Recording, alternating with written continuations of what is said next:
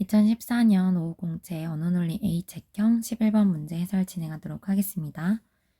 제가 해당 문제를 먼저 풀어본 다음에 구체적인 해설 이어서 진행하도록 하겠습니다. 시작하겠습니다. 3인지 것인지 알 수 없는 것, uncertain.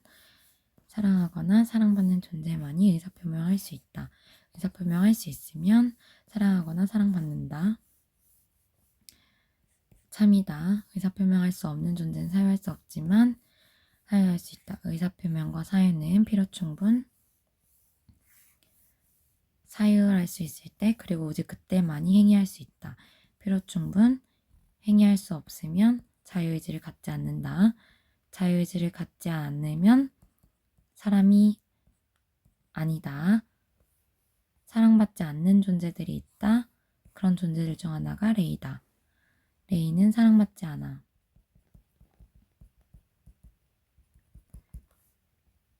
자유의지를 갖지 않거나 자유의지를 가질 텐데 자유의지를 가지면 행위를 할 수 있기 때문에 이거는 참.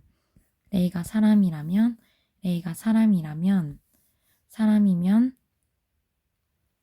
자유의지 갖고 자유의지 행위 사유 의사표명이면 둘 중에 하나인데 사랑받지 않으니까 사랑하거나 사랑한다. 참. 레이는 누구를 사랑하거나 자유의지를 갖지 않는다. 자유의지를 갖거나 자유의지를 갖지 않는다고 했을 때 자유의지를 가지면 사랑받지 않으니까 사랑한다. 레이가 사유할 수 없다면 행위할 수 없다. 사유할 수 없다면 행위할 수 없다. 필요충분 조건. 그러면 답은 5번. 확인해보면 레이가 의사표명할 수 있다면 자유의지를 갖는다. 그런데 자유의지는 행위를 할 수 있게 하고 사유할 수 있게 하고 의사표명할 수 있게 하는데 의사표명할 수 있다고 해서 행위는 할 수 있지만 행위에서 자유의지로 넘어가는 건 없으니까 알 수 없다. 이렇게 보시면 되겠죠? 제가 지금 말씀드리면서 거의 모든 해설을 드린 것 같아서 추가적으로 더 해설이 필요하지는 않을 것이라고 생각이 들지만 그래도 혹시라도 진리값을 정하는 데 있어서 좀 어려움이 드는 부분이 있다면 다시 댓글을 통해서 질문 남겨주세요. 자, 여기서 여러분들께 꼭 하나쯤은 설명드리고 넘어가고 싶은 부분은 어떤 조건문 같은 경우에는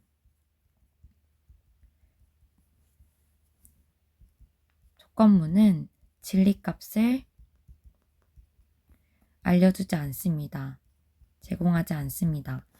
즉, 조건문 자체만이 아니라 조건문과 함께 전건이 참이라는 것을 알려준다면 후건도 역시 참이라는 것을 알 수 있고 혹은 후건이 거짓이라는 걸 알려줘야만 전건이 거짓이라는 것이 나오게 됩니다. 따라서 조건문만으로는 진리값을 알 수가 없고 그 외에 다른 어떤 전건이 참이라는 진술, 후건이 거짓이라는 진술을 통해서 추가적인 진리값을 확인할 수가 있게 되는 것이죠. 따라서 이 문제에서도 마찬가지로 이렇게 중간에 보시면 의사표명, 사유, 행위는 필요충분 조건이기 때문에 서로를 같은 것으로 보아도 상관이 없습니다. 그러나 이 부분에서는 자유의지를 가지면 행위를 할 수 있다라고 해서 행위를 하면 자유의지를 갖는다라고는 볼 수가 없죠. 그렇기 때문에 의사표명에서 자유의지로 거꾸로 넘어오는 이 5번 선지는 당연히 알 수 없는 선지가 되는 것입니다. 여기 같은 경우에도 뭐뭐만이 뭐뭐 할 수 있다. 이거는 지금 필요충분 조건에, 그러니까 충분 조건인지 필요 조건인지에 대해서 이 지금 의사표명할 수 있으려면 요것이 반드시 필요한 존재다 보니까 필요 조건을 얘기하는 것으로 볼 수가 있겠죠. 즉 A이면 B다라고 했을 때 이 앞에 있는 A는 B이기 위한 필요 조건이고 B는 A이기 위한 충분 조건이라고 죄송합니다. 제가 순간 반대로 얘기했는데 A이면 B다 라는 것은 A이기만 하면 무조건 B가 나온다는 거니까 A는 B이기 위한 충분 조건이고, 만약에 not A이면 not B다 라고 말했을 때는 A가 없으면 B가 될 수가 없어 라는 것이기 때문에 이때는 A가 B의 필요 조건이 됩니다. 즉, 뭐뭐만이 의사표명을 할 수 있다 라는 것은 얘가 아니면 의사표명을 할 수 없어 라는 내용을 담고 있기 때문에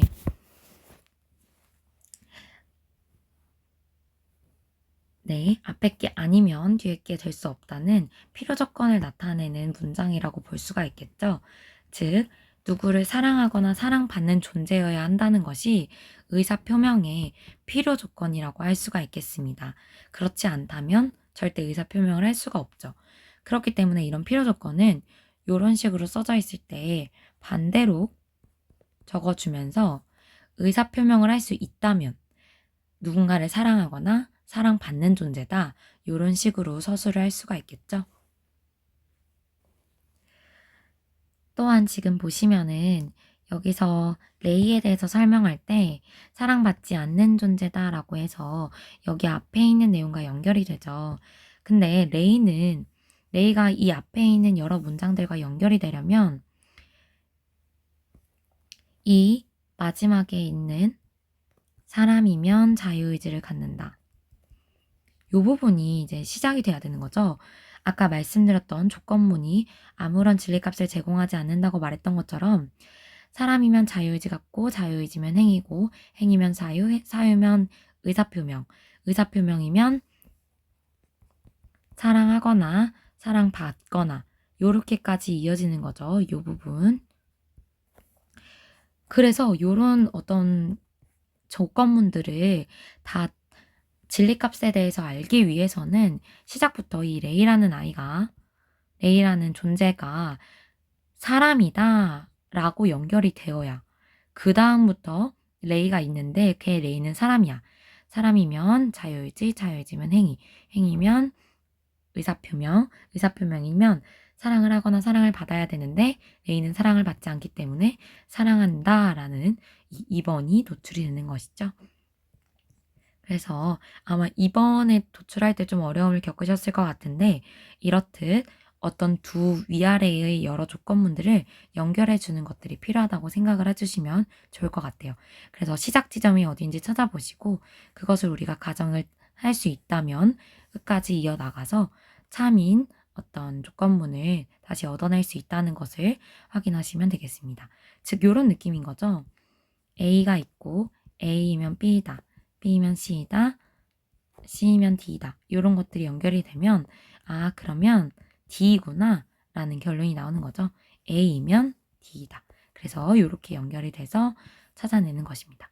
이런 논리 구조를 띄고 있다는 것을 토대로 다시 한번 리뷰를 해보신 다음에 구체적으로 질문이 또 생기시면 댓글에 남겨주시기 바랍니다. 감사합니다.